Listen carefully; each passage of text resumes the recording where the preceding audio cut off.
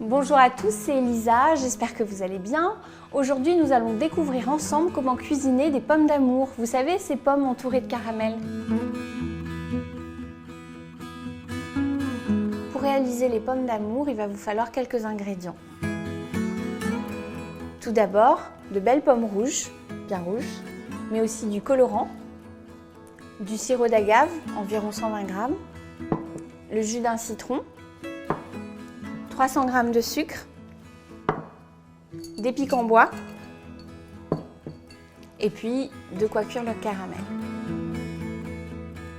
Dans un premier temps, on va cuire le caramel.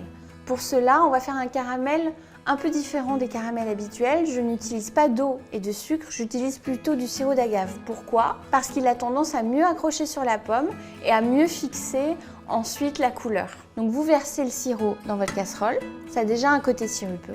Vous mettez votre feu à chauffer doucement.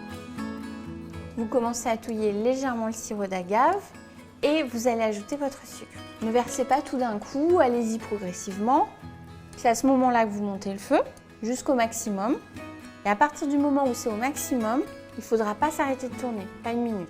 Si jamais vous voyez que ça chauffe trop et que ça brunit trop, la solution c'est que vous n'arrêtez pas votre feu, vous ne perdez pas de temps, mais vous déplacez la casserole.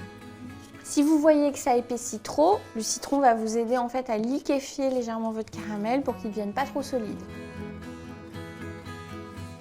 Avant d'avoir versé tout le sucre, je débouche vite le colorant et je commence par quelques gouttes à peine, le temps de tout mélanger et de surtout vérifier et contrôler la couleur parce que ça va vite. Donc là, le sirop commence à épaissir, je continue de touiller et j'ajoute le colorant. Quand vous voyez qu'il y a déjà des bulles qui se forment, ça veut dire qu'il faut soit remuer plus rapidement, soit baisser le feu. Donc là, on commence à entendre crépiter les bouillons, c'est bon signe, ça s'épaissit. Donc il ne faut pas arrêter de touiller. Je baisse le feu et très rapidement, tout en surveillant, je vais préparer le reste. Donc je prends la pomme et j'enlève la queue. Et à la place, je vais planter une brochette assez profondément pour que ce soit bien solide. Alors c'est là qu'il faut être multitâche, hein. En même temps, je surveille mon caramel. Pensez bien à préparer juste à côté de vous une assiette pour le moment où vous allez tremper les pommes, puis les sortir et ne pas en mettre partout.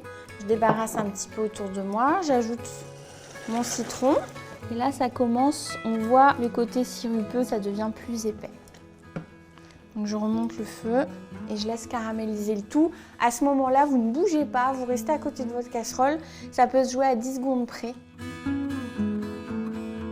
Alors le caramel est prêt, c'est le moment de vérité, je trempe la pomme.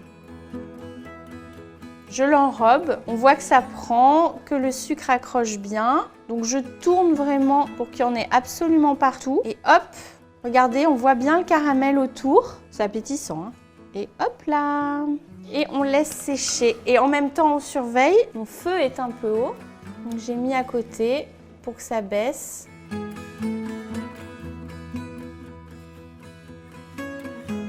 Et la dernière, voilà. Et on met à égoutter sur l'assiette. Et là, on voit que les pommes sont bien enrobées avec un beau caramel qui accroche bien et qui a une très très belle couleur. Voilà, les pommes d'amour sont terminées. J'espère que cette recette vous a plu et que ça vous a donné envie vous aussi d'en cuisiner. N'hésitez pas à vous abonner à la chaîne Doctissimo Maman et moi je vous dis à très bientôt pour d'autres tutos. Au revoir!